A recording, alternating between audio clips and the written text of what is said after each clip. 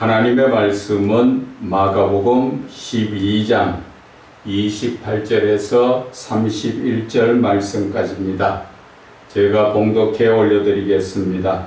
서기관 중 한 사람이 그들이 변론하는 것을 듣고 예수께서 잘 대답하신 줄을 알고 나와 묻되 모든 계명 중에 첫째가 무엇이니까? 예수께서 대답하시되 첫째는 이것이니 이스라엘아 들으라. 주 곧 우리 하나님은 유일하신 주시라. 네 마음을 다하고 목숨을 다하고 뜻을 다하고 힘을 다하여 주 너의 하나님을 사랑하라 하신 것이요. 둘째는 이것이니 내 이웃을 내 자신과 같이 사랑하라 하신 것이라. 이보다 더 큰 계명이 없느니라. 아멘. 예수를 믿는다는 것은 사랑을 행하는 것이라는 제목으로 은혜를 나누고자 합니다. 우리가 하나님을 믿고 하나님의 아들 독생자 예수 그리스도, 그러니까 성자 예수님을 믿고 또 성령 하나님을 믿는 그 삼위의 하나님에 대해서 우리가 믿는다 하는 자체는 다른 말로 표현하면은 그 하나님을 사랑한다 하는 그 말씀인 것입니다. 그런데 우리가 지금 하나님께서 우리 그리스도인에게 너희들 예수 믿는 사람이냐? 예수를 믿으면 두 계명은 꼭 지켜야 한다. 그 말씀을 하시고 주신 말씀이 오늘 본문의 사랑의 말씀인 것입니다. 하나님을 사랑할 때 유일하신 주, 유일하신 하나님을 사랑할 때는 어떻게 사랑하라 합니까? 마음을 다하고 뜻을 다하고 목숨을 다하는 사랑을 하라고 말씀하셨지요. 왜 하나님께서는 우리에게 마음을 다하고 뜻을 다하고 목숨을 다하고 힘을 다하여 하나님을 사랑하라고 하셨을까요? 하나님께서 그저 욕심이 많으셔서 우리에게 그렇게 사랑하라고 말씀하신 것 같습니까? 여러분, 오늘 이 본문의 말씀은 하나님께서 우리를 마음을 다하시고 뜻을 다하시고 목숨을 다하시고 힘을 다하여 우리를 그렇게 사랑하고 있다는 것을 우리에게 가르쳐 주시는 말씀인 것입니다. 하나님께서는 사람을 이 땅에 지으시고 그 사람들에 대해서 한 영혼이라도 지옥 가지 않게 하기 위해서 마음을 다하시는 사랑으로 우리를 오래 참으시고 용서하면서 기다려 주시지요. 그리고 하나님께서 우리 사람에 대해서 하나님의 자녀로 하나님께서는 구원받은 자에게 하나님의 자녀의 권세를 줘서 영원한 삶 속에서 하나님께서 함께 하시기 위한 하나님의 그 뜻이 변함이 없는 것입니다. 그리고 우리의 생명을 구원하시고 우리를 영원한 하나님 나라에 인도하시기 위해서 그 죄의 문제를 해결하기 위해서 하나님은 예수 그리스도를 이 땅에 보내셔서 독생자 예수 그리스도 그 목숨을 다하여서 우리를 사랑하신 것입니다. 우리를 사랑하시고 우리를 죄에서 구원하여 주시기 위해서 하나님은 목숨을 버리셨죠. 그리고 하나님은 오래 참아 한 영혼이라도 지옥 가지 않게 하기 위해서 힘을 다하여 우리에게 지금 사랑하고 계신다는 것을 우리는 깨달아야 하는 것입니다. 그런데 우리는 하나님을 어떻게 사랑해야 합니까? 마음을 다하는 사랑을 하나님께서 오늘 말씀하셨지요. 마음을 다하는 사랑이라는 것이 어떤 것일까요? 하나님은 눈에 보이지 않습니다. 눈에 보이지 않는 하나님을 사랑한다는 것은 요한복음 15장 10절 이하에 보면 나오지요. 너희가 내 사랑 안에 거하는 것은 바로 계명을 지키는 것이라고 하나님께서 말씀하셨습니다. 우리가 하나님을 마음을 다하여 하나님을 사랑한다는 것은 바로 하나님의 말씀 계명을 지키며 하나님을 향하여 그 신앙의 길에 조금도 헛눈 팔지 않는 것을 말씀하여 주시는 것입니다. 세상적으로 비유의 말씀을 들어서 말한다면 세상에서는 남녀가 혼자 짝사랑하다 보면은 그 도가 지나치면 어떠한 병이 걸립니까? 상사병이라는 것에 걸리지요. 상사병을 어떻게 고칩니까? 예를 들어서 한 처녀가 어떻게 한 총각을 바라보았는데 말도 하지 못하고 만나지 못하고 그 마음에 사랑하는 병이 심했을 때 그 병을 고칠 수 있는 것은 오직 그 총각이지요. 그 총각을 향한 그 여인의 아가씨의 마음, 처녀의 마음은 오직 자나 깨나 자기 몸이 병들어 죽어도 오직 총각만을 생각하지요. 그것이 인간적인 삶 속에서 바로 예를 들어서 말씀드리는 마음을 다하는 사랑인 것입니다. 우리 역시 하나님을 향한 마음을 다하는 사랑이라는 것은 오직 내 마음 속에 하나님이 주인 되시고 하나님께서는 주인 되시기 위해서 말씀하시지요. 너희는 먼저 그의 나라와 그 의를 구하라. 그 말씀은 바로 내 마음 속에 하나님 나라가 이루어지도록 하나님이 주인 되시는 삶을 살 수 있도록 하나님은 그것을 원하셨죠. 그래서 우리 사람이 하나님의 피조물로서 우리는 지음받은 자가 하나님을 사랑할 때 우리는 온 마음을 다하여 하나님만 바라보며 오직 시편의 1편 2절에 그 기자가 말한 것처럼 주야로 주님의 말씀을 기뻐하며 묵상하는 자, 그런 사람이 바로 하나님께 마음을 다하여 하나님을 바라보는 것입니다. 그런 사람은 세상적인 쪽으로 눈을 돌리지 않습니다. 그래서 우리에게 하나님은 우리를 온전히 내가 너희들에게만 집중한 것 같이 너희도 나를 집중해서 사랑해라. 그 말씀을 하시는 것입니다. 뜻을 다하여 사랑한다는 것은 어떤 것을 말씀하시는 것입니까? 우리가 이해를 돕기 위해서 모세를 바라보면 모세가 광야에서 겨우 이제 가정을 얻고 자녀를 얻고 그 삶을 살아갈 때 하나님은 부르셨지요. 그 부르심에 모세는 어떻게 했습니까? 자기가 자기의 삶에 그 모든 뜻을 다 버리고 오직 하나님의 명령의 말씀에 하나님 뜻에 따라서 순종하는 삶을 사는 것. 그것이 바로 우리가 뜻을 다하여 하나님을 사랑한다는 것입니다.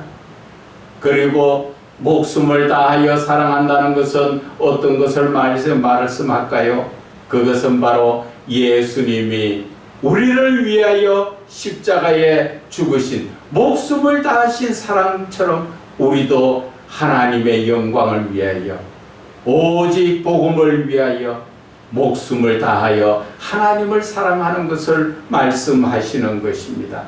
그리고 힘을 다하여 사랑한다는 것은 그것은 바로 우리가 말씀을 듣고 그 말씀을 따라 지키고 행동하는 삶, 그것이 바로 힘을 다하는 그러한 사랑이라는 것을 우리가 알아야 하는 것입니다. 두 번째 사랑을 오늘 말씀하셨지요. 두 번째 사랑은 내 이웃을 네 자신과 같이 사랑하라.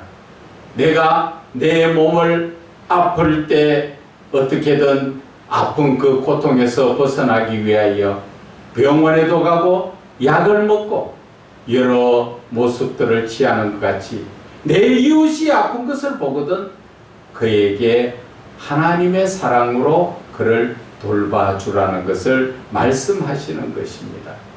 그런데 우리는 내 이웃을 내 몸같이 사랑합니까? 우리는 하나님을 주여 주여 하면서 하나님을 믿는다고 입술로는 고백하지만 그 행위로는 하나님을 믿지 않습니다. 지금 한국 교회의 모습이 지금 이렇게 교회 안에서부터 특히나 목사 안에서부터 믿음이 지금 병들어 있다는 것을 여러분들은 아셔야 합니다. 하나님의 모든 말씀은 우리가 듣고 지키고 행하여야 산다고 신명기 전체에서 모세가 우리에게 그 말씀을 남겨주셨지만 우리는 하나님의 말씀을 듣기는 들을 때 아멘하는, 쉽게 이야기하면 돌짝밭이나 가시밭 정도밖에 되지 않습니다. 그러나 가시밭, 돌짝밭은 열매를 맺지 못합니다. 우리의 모습에 우리의 믿음이 지금 그런 믿음이라는 것 여러분들 스스로 자신의 한번 느껴보세요. 내가 과연 하나님의 말씀대로 하나님을 사랑하고 내 이웃을 사랑하고 있는가? 내 이웃을 사랑한다는 것은 바로 하나님을 사랑하는 것이고 하나님을 사랑한다는 증거가 내 이웃을 사랑하는 거라고 베드로 사도가 말씀하셨지요. 그가 말씀하시기를 눈에 보이지 않는 하나님을 어떻게 사랑하느냐? 눈에 보이는 형제도 사랑하지 못하면서 눈에 보이지 않는 하나님 어떻게 사랑하느냐고 책망하고 있는 것입니다. 쉽게 이야기하면 제1계명 하나님을 사랑한다는 것 그 자체의 증거는 바로 제2계명 내 이웃을 내 몸같이 사랑하는 것, 그것이 바로 하나님 사랑이라는 것으로 사도 베드로는 그 말씀에 증언을 해놓은 것입니다. 그런데 지금 이 세상의 사랑은 어떨까요? 하나님을 믿는 모든 자들이 하나님의 사랑은 헌신적이지 내가 어떻게 받는 사랑이 아니에요. 우리가 예수를 믿고 예수를 사랑한다 그러면서 예수쟁이는 사랑쟁이다 이런 얘기까지도 나오지만 우리가 사랑한다는 것은 하나님의 사랑은 상대편에 어떠한 받기 위한 사랑이 아니라 헌신적으로 주는 사랑이지요. 하나님께서 우리에게 사랑을 받기 위해서 하나님께서 우리에게 모든 것을 주셨습니까? 아니지요. 우리의 영혼을 구원하고 하나님은 사랑으로 우리에게 한없이 은혜로 베풀어 주시지만 우리는 그 사랑에 보답하기나 합니까? 하나님의 말씀을 따라 살기나 합니까? 우리의 삶, 우리의 신앙 지금 돌아봐야 합니다.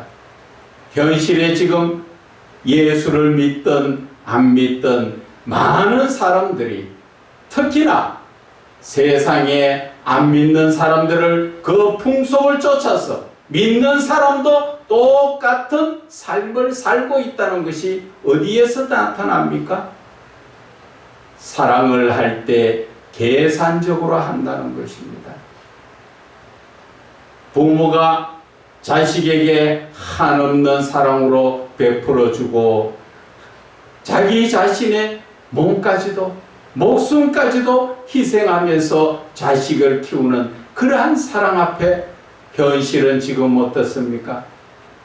자식은 어떻게 됐든 부모가 돈이 있어야 내 부모로 인정하고 부모가 돈이 있으면 어떻게든 그 돈을 차지하기 위해서 부모를 협박하고 그 협박에 말 안 들으면 정신병원에다가 강제 입원시키고 그리고 재산을 다 빼앗아가고 그것이 계산적인 사랑이라는 것입니다.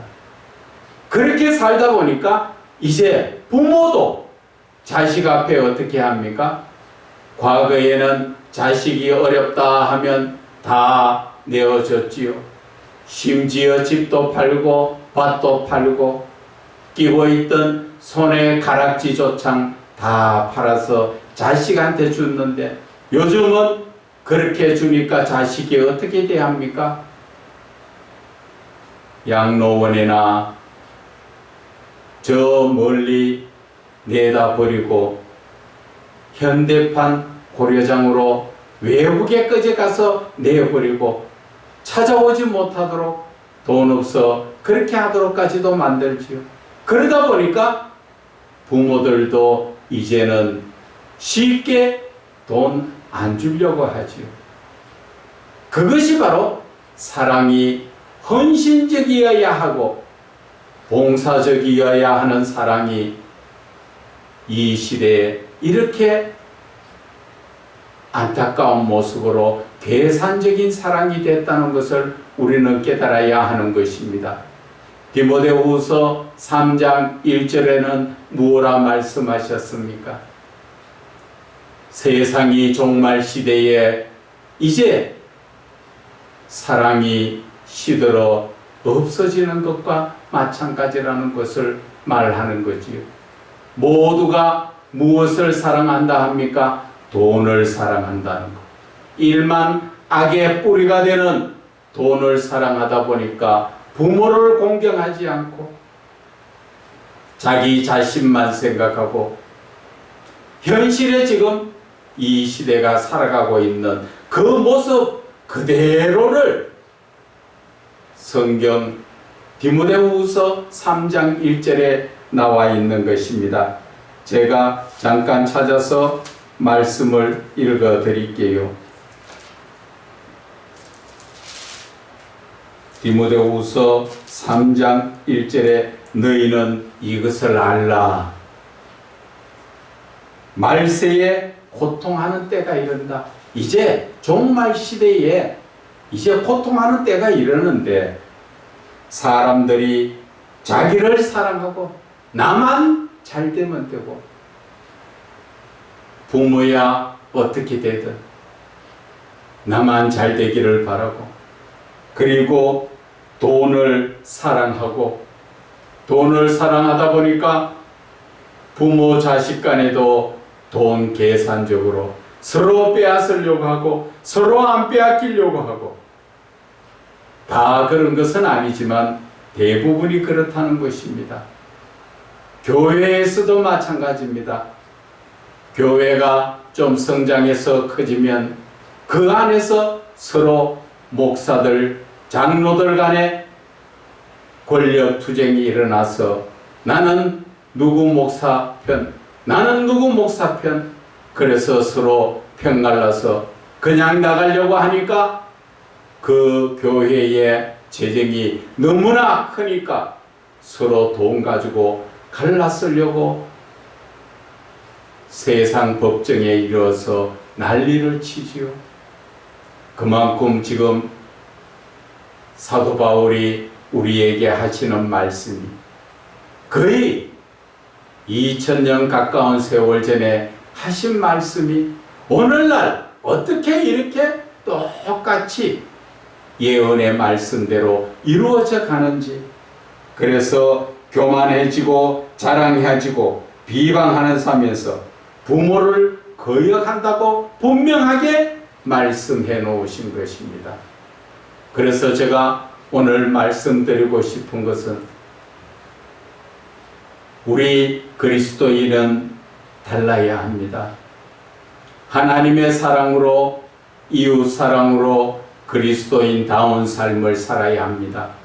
그런데 우리는 가정에서부터, 교회 안에서부터, 목회자들 사이에서부터 이러한 잘못된 그러한 세상 마귀가 유혹하는 대로 이끌려서 돈을 좋아하지요. 심지어는 목사들끼리도 마찬가지입니다. 돈 없는 목사들 만나면 어렵다 소리 듣기 싫어서 돈 있는 사람 목사들만 만나가지고 자기네들끼리 돌아가면서 네가 한번 사고 내가 한번 사고 거기에 없는 사람 낑겨니까 나는 사도 그는 못 사니까 그래서 빼고 자기네들끼리만 모인다. 그러한 것들도 많습니다. 지금 그래서 저는 교회 안에서부터 지금 썩어 들어가고 있고 그 썩음의 중심에는 목사들부터 썩어져 있다는 것입니다. 모두가 내 것인 것 같이 그래 살지만 우리는 사도 바울을 본으로 삼아야 합니다. 사도 바울은 그 가정의 삶이 넉넉하면서 권력이나 학식적으로 부족함이 없었지만 그는 예수 그리스도를 바르게 알고 나니까 예수 그리스도 아는 지식이 세상에서 최고니까 세상의 모든 것들을 다 버리고 배설물같이 여기고 오직 내가 만난 주 예수 그리스도 그를 전하기 위해서 고난의 삶을 살지 않았습니까? 그가 예수님을 만나고 나서 그 죽음에 이르기까지 주머니에 넉넉한 그런 삶을 살았습니까? 늘 어려운 삶 속에서 심지어는 자비량으로 복음을 전하기도 했죠. 나가서 천막 치는 일이나 천막 만드는 일에 거기에 그대로 얼마 벌어서 그것으로 경비해서 복음을 전하는 데 쓴 것입니다. 이 시대 우리 목회자들과 비교해보면 어떻습니까? 사도들 중에서도 베드로와 요한을 지금 바라볼 때 사도행전 3장에 보면 베드로와 요한이 기도하러 성전으로 들어갈 때 미문에 앉아있던 안진뱅이 거지를 일으켰을 때 돈을 달라고 원했을 때 돈을 줬습니까? 그도 예수 그리스도의 예수님의 사도로 살았지만 주머니에 돈이 없어 가진 것은 예수가 있다고 해서 자기 가진 내 마음속에 있는 예수를 줌으로써 그가 안진뱅이가 일어난 것을 생각해 보라는 것이지. 그런데 이 현실의 목사들은 어떻습니까? 어려운 것을 겪으려고 하지 않고 힘든 것을 겪으려고 하지 않죠. 교회를 개척할 때 없는 형편에 개척하면 힘들다고 가정에서부터 시작을 하는 그런 분들이 많지요. 여러분들 힘들 때 그때가 곧 하나님이 역사할 때입니다. 여러분들이 넉넉할 때 하나님 앞에 뭘 더 구하겠습니까? 개척교회 힘들고 교회세가 밀리고 전기세가 밀리고 쌀이 딸롱딸롱하고 그럴 때 그 목회자는 하나님 앞에 무엇을 구하겠습니까? 없을 때 구하고 그 구할 때 하나님은 우리에게 역사하신다는 것을 아셔야 합니다. 그래서 개척교회, 없는 교회 늘 눈물 뿌리며 하나님 앞에 기도할 때 그 개척교회에 하나님의 능력의 역사가 기적의 역사가 더 많이 나타난다는 것을 아셔야 하는 것입니다. 큰 교회, 넉넉한 교회 무엇이 갈급해서 하나님 앞에 간절히 구하겠습니까?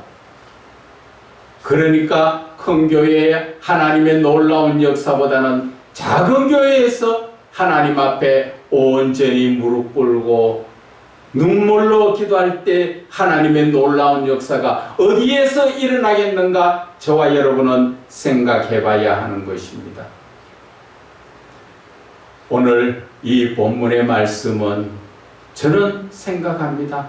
이 시대가 이렇게까지 계산적으로 부모 자식 간에도 이렇게 벌어져가 있는 사랑이 식어 있는 그러한 모습은 그 자체의 잘못은 바로 예수 믿는 자들이 올바른 하나님의 사랑을 바르게 전하지 못하고 세상 에로스적인 사랑에 빠져서 자기도 모르게 탐욕 속에 쾌락 속에 헤매다 보니까 이런 사도 바울의 말씀처럼 종말 시대에 이렇게 어려움을 겪고 있다는 것을 말씀하여 주시는 것입니다. 그래서 우리는 다시 한번 생각해야 될 것은 예수를 믿는다는 것은 바로 하나님의 사랑을 실천하는 것이 예수를 믿는 것입니다.